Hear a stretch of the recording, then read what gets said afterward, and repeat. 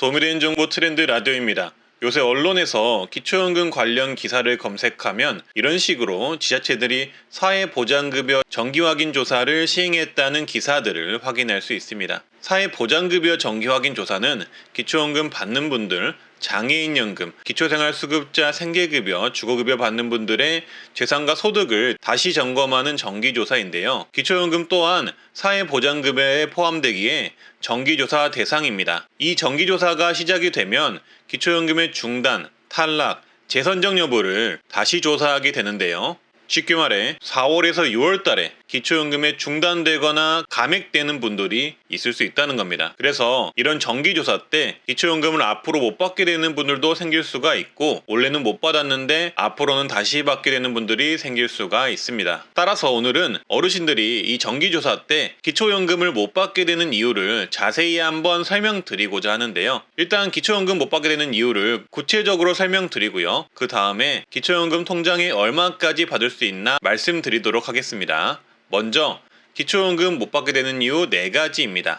앞으로 기초연금의 탈락 및 중단될 수 있는 이유 첫 번째는 바로 자동차 때문에 기초연금의 탈락이 될 수도 있습니다. 자동차 같은 경우는 조금만 고가이더라도 기초연금의 중단이 될 수가 있는데요. 보통은 기초연금 선정 기준을 설정할 때 아파트나 현금 등의 재산은 정부에서 조금이라도 공제해주는, 즉 깎아주는 제도가 있는데요. 근데 자동차의 경우는 공제 등 깎아주는 제도가 전혀 없고 차량가의 전부가 기초연금 선정 기준에 환산되어 적용이 됩니다. 여기서 고가의 차량 기준은 바로 차량 가액이 4천만 원 이상이거나 3000cc 이상의 대형 차량일 경우 고급 자동차로 분류가 되어 가차없이 기초연금에 모두 환산이 됩니다. 예를 들어 대도시 기준 시가 표준 5억 원의 아파트를 가지고 계신 어르신분의 경우 소득 인정액이 122만 원으로 기초연금 수급 선정 기준 202만 원에 훨씬 미달하기 때문에 기초연금을 전액 받으실 수 있습니다. 하지만 집과 재산 소득이 전혀 없으시더라도 고급 자동차 한 대만 보유하더라도 기초연금은 무조건 탈락될 수가 있습니다. 왜냐하면 대도시 기준 집도 없고 소득도 없는데 4천만 원짜리 차만 있는 분의 소득 인정액을 계산해보면 무려 4천만 원으로 나오기 때문입니다. 그래서 기초연금 선정 기준인 소득 인정액 202만 원보다 약 20배나 더 큰 금액으로 내 소득 인정액이 산정이 되기 때문에 고급 자동차를 가지고 계시면 기초연금 수령은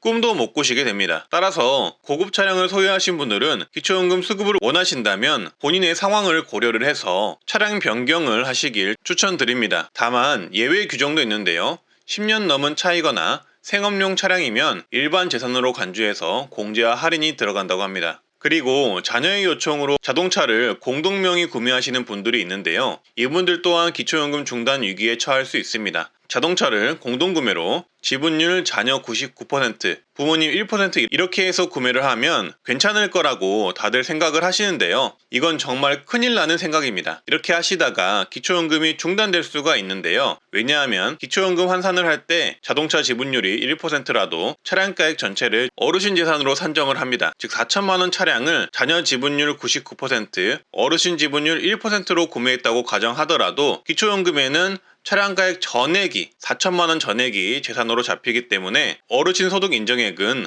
월 4천만 원으로 잡혀서 기초연금은 꿈도 못 꾸시게 됩니다. 따라서 차량 구매하실 때 이런 위험성이 있다는 점 꼭 참고를 하셔서 구매를 하시고요. 그리고 기초연금이 갑자기 탈락되는 두 번째 기준은 바로 금융재산의 변동이 있습니다. 요새 아파트의 하락이 심해지니 아파트를 처분하시고 이사 가시는 분들이 꽤나 있으실 겁니다. 이럴 경우 어르신의 재산에 많은 변동이 생기게 되는데 이때 이 내용을 고려하지 않으시면 기초연금 중단 위기에 처할 수 있습니다. 예를 들어 대도시의 시가표준 6억 원의 아파트를 가지고 계신 단독가구 어르신 분이라면 만약 다른 소득이 없다면 소득 인정액이 155만 원으로 기초연금 단독가구 선정 기준 202만 원에 못 미치기 때문에 당연히 기초연금 수령이 가능합니다. 하지만 이 어르신이 6억 원짜리 대도시 아파트를 처분하고 중소도시 시가표준 3억 원 아파트로 이사를 가셔서 아파트를 팔고 남은 차액인 3억 원의 현금이 생겼다면 이야기가 달라집니다. 이렇게 되면 금융재산도 늘게 되었을 뿐더러 금융재산으로 인한 이자 소득도 나오기 때문인데요. 3억 원의 현금 보유로 약 60만 원의 이자 소득이 있다고 가정해서 계산을 해보면 이 어르신의 소득 인정액은 225만 원으로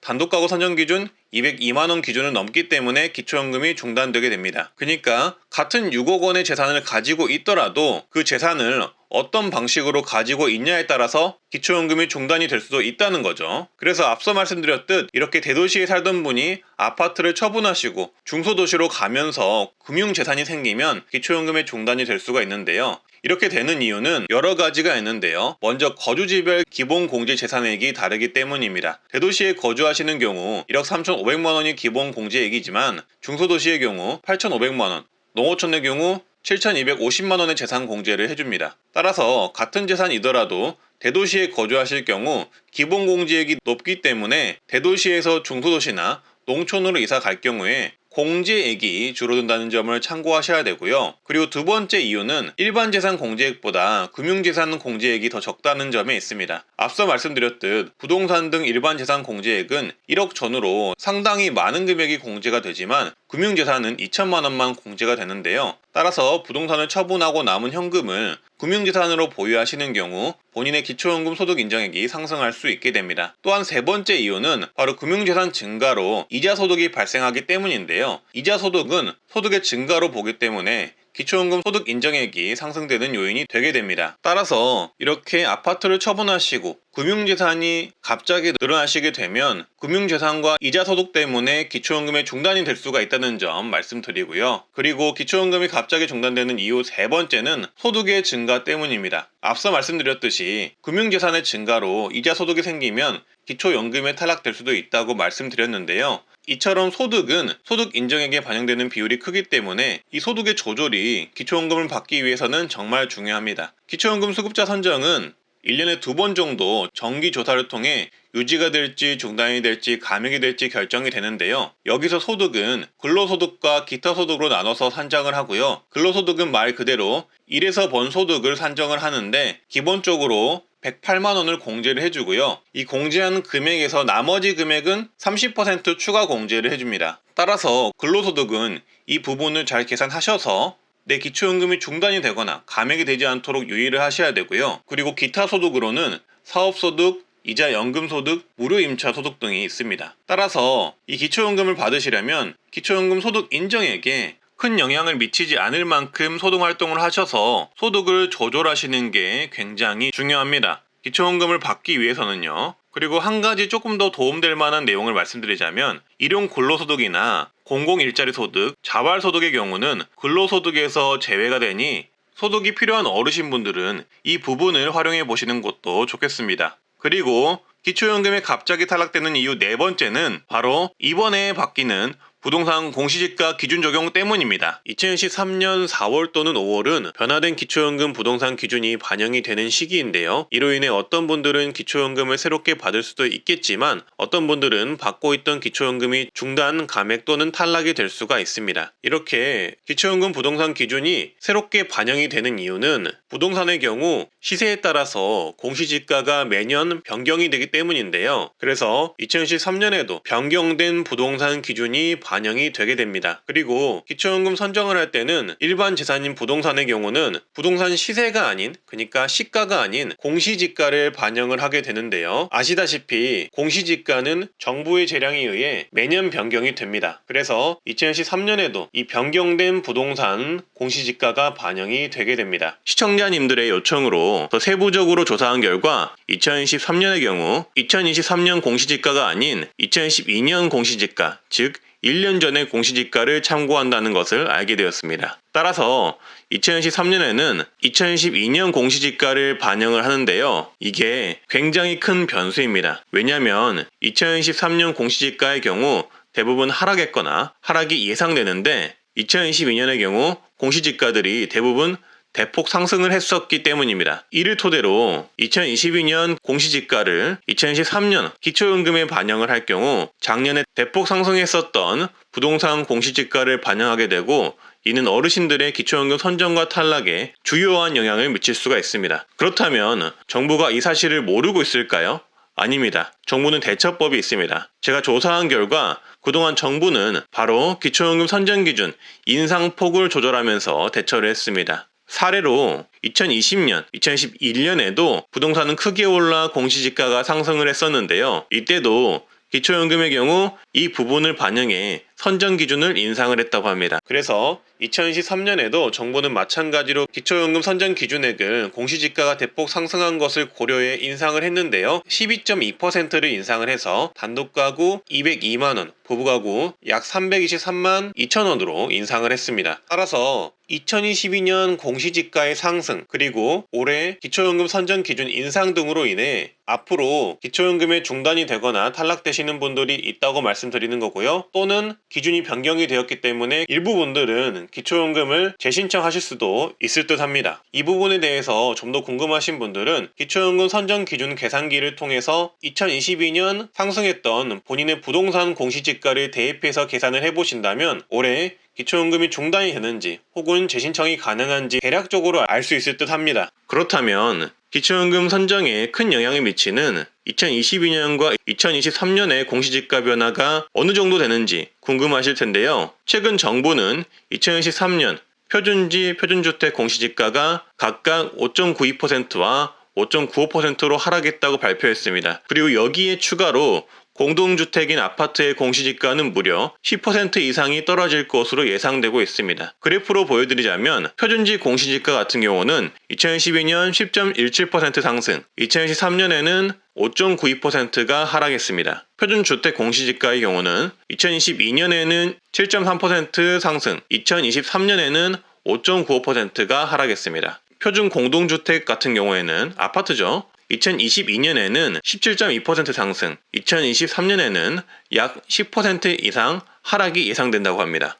세부적으로 지자체별, 개인별 공시지가 변화는 다를 수 있다는 점 참고해 주시고요. 그래서 그래프에 따르면 2022년에는 공시지가가 엄청나게 많이 올랐고 2023년에는 대폭 하락을 했습니다. 따라서 말씀드렸듯 기초연금의 공시지가 반영은 1년 후이기 때문에 2023년에는 2022년 공시지가를 반영을 하고요. 2024년에는 대폭 하락한 2023년 공시지가를 반영을 합니다. 무튼 이러한 변화들이 있기 때문에 기초연금은 누구나 탈락, 중단 위기가 올 수가 있고 또는 재선정이 되실 수가 있습니다. 따라서 항상 내 재산 상황에 따라 기초연금은 감액 중단 등 변화가 있을 수 있으며 또한 탈락되셨던 분들은 주기적으로 재신청해보는 것을 권장드립니다. 그리고 기초연금 선정 여부를 결정할 때 주택, 아파트, 토지 등 부동산의 공시지가 재산 반영 시기가 어떻게 되는지 궁금하신 분들도 있을 텐데요. 말씀드렸듯 부동산 공시지가의 경우 기초연금 반영을 할 때 보통 1년 후에 반영을 하고요. 보통 공시지가가 산정이 되면 이듬해 4월에 적용이 됩니다.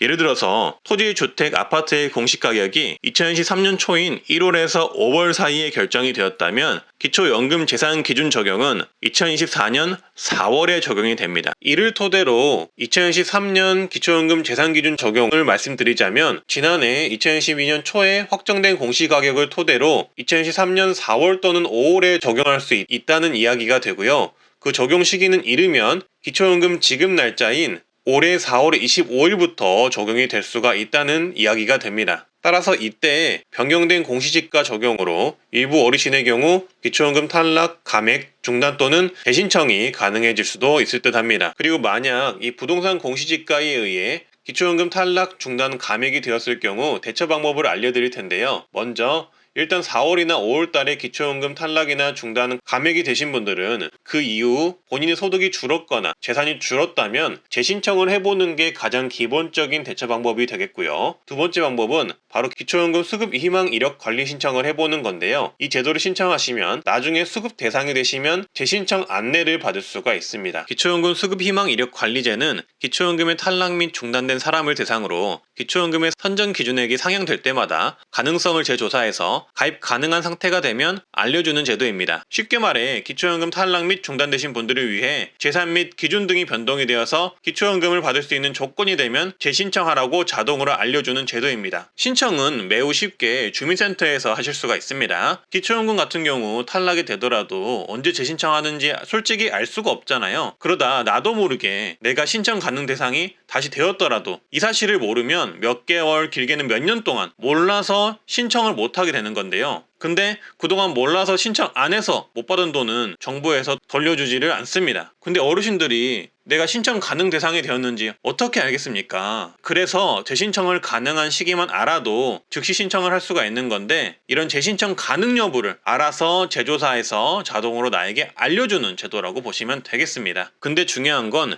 신청한 사람들한테만 알려줍니다. 따라서 이 수급희망 이력 관리 제도를 신청을 해 놓으신 이후 소득이 감소했거나 재산 분배를 적절히 해 놓으셨다면 향후 정부의 조사를 통해 재신청 안내를 받으실 수도 있습니다. 다음은 기초연금 통장이 얼마까지 있어야 받을 수 있는지 말씀드리겠습니다. 영상 내용은 금융재산의 종류, 금융재산별 반영 기준 및 반영 시기, 기초연금 수령 가능한 은행 잔고 등 궁금한 점 위주로 말씀드릴 예정입니다. 바로 보러 가시죠. 먼저 올해 2023년 기초연금 선정 기준액부터 알고 계시면 좋은데요. 월소득 인정액이 단독가구 202만원, 부부가구 323만원 이하여야 기초연금을 받으실 수 있으시고요. 최대 수령액은 단독가구 32만 2천원, 부부가구 월최대 51만 7,080원입니다. 그래서 이 선정 기준 자료들을 기반으로 기초연금, 현금, 예금 얼마까지 보유해야 받을 수 있나 참고하시면 되겠습니다. 그리고 다음은 기초연금에 반영되는 금융재산에는 어떤 종류가 있는지 말씀드릴 텐데요. 기초연금에 반영되는 현금과 금융재산의 종류는 정말 다양합니다. 현금, 예금, 적금, 주식, 수표, 어음, 보험 등이 있습니다. 따라서 이런 은행 보유 현금과 증권 등 관련해서 재산이 있으시다면 모두 금융재산이라고 보시면 되겠습니다. 그리고 이러한 금융재산들은 매일 또는 매월 그때그때 반영되는 게 아닙니다. 금융재산의 반영 시기는 정해져 있는데요. 금융재산은 1년에 2번 상반기 확인조사, 하반기 확인조사를 통해 반영이 됩니다. 따라서 이때 기초연금 자격 기준을 결정하는데요. 이때 재산이 늘어나는 경우 기초연금 감액 또는 중단이 될 수가 있습니다. 그리고 다음은 기초연금 금융재산별 반영 기준을 말씀드릴 텐데요. 먼저 수시로 입출금이 가능한 입출금 통장 예금의 경우 3개월 이내에 평균 잔액을 반영하고요. 적금과 정기예금의 경우 잔액 또는 총 납입액을 반영합니다. 주식과 수익증권은 최종 시세가액을 반영하고 채권 어음 수표는 액면가를 반영합니다. 연금저축은 정기지급 금액 또는 최종 잔액을 반영하고, 보험은 해약 시 환급금 또는 최근 1년 이내에 지급된 보험금 기준으로 반영을 합니다. 이렇게 다양한 금융재산의 경우 따로 서류를 제출하지 않으셔도 되고요. 정부가 알아서 조사하기 때문에 어르신분들께서는 따로 하실 일은 없습니다. 그러면 이제부터 기초연금 받으려면 은행의 현금 금융재산 얼마까지 있어야 가능한지 계산을 좀 해볼 텐데요. 일단 현금 즉 금융재산은 2천만 원을 공제한 후 기초연금 선정 기준의 계산식에 반영이 됩니다. 예를 들어서 내가 1억의 현금을 가지고 있다면 2천만 원을 공제한 후 8천만 원만 기초연금 선정 기준의 계산에 반영이 되겠죠. 그리고 여기에 추가로 또 반영을 해야 될 내용이 있는데요. 바로 이자 소득입니다. 은행에 현금, 예금, 적금이 있으시다면 당연히 이자도 같이 받으시잖아요. 그렇기 때문에 현금 보유액만 계산을 하는 게 아니라 필수로 그 이자 소득도 같이 계산을 해줘야 합니다. 이자 소득은 월 4만원 기본 공제 후 반영이 됩니다. 그래서 이런 내용을 토대로 정부의 기초연금 계산기로 계산을 해볼 텐데요. 이제부터가 진짜입니다. 기초연금을 받으려면 은행의 현금 재산 어느 정도까지 있어야 받을 수 있나 바로 말씀드리겠습니다. 두 가지 사례로 나눠서 말씀드릴 텐데요. 금융재산에 대해서 연 2%의 이자 소득이 있는 경우와 연 4%의 이자 소득이 있는 경우로 나눠서 말씀드리도록 하겠습니다. 왜냐하면 2022년 초 이전까지만 해도 굉장히 저금리 기조였던 것에 비해 2022년 후반기로 넘어오면서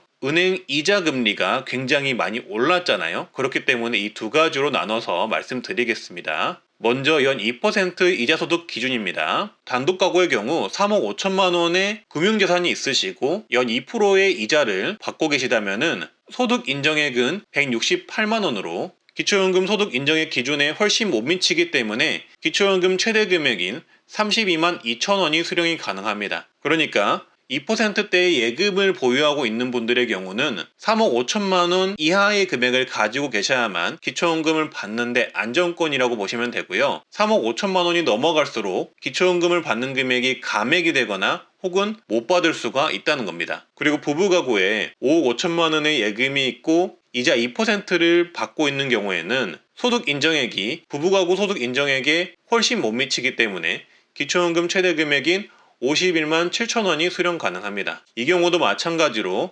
금융재산이 5억 5천만 원 전후로 있으신 분들이 기초연금을 받으실 수 있다는 거겠죠. 그리고 연 4%의 이자를 받는 경우를 말씀드릴 텐데요. 단독가구이시고 금융재산 3억 원, 이자 4%를 받고 계신 어르신의 경우는 소득 인정액이 193만 원으로 기초연금 수령 가능 금액은 약 9만 원이 수령 가능합니다. 그러니까 이자 4%를 받고 있는 경우는 3억 원보다 더 적게 보유하고 계셔야 기초연금을 제대로 받으실 수 있으시겠죠. 그래서 기초연금을 최대로 받으실 수 있는 분은 이자 4%일 때는 금융재산을 2억 6천만 원 이하로 보유하고 계셔야 됩니다. 금융재산이 2억 6천만 원이고 이자 4%를 받고 계시다면 소득 인정액이 166만 원으로 기초연금 최대 32만 2천 원이 수령이 가능합니다. 그리고 부부가구의 경우도 봐볼까요?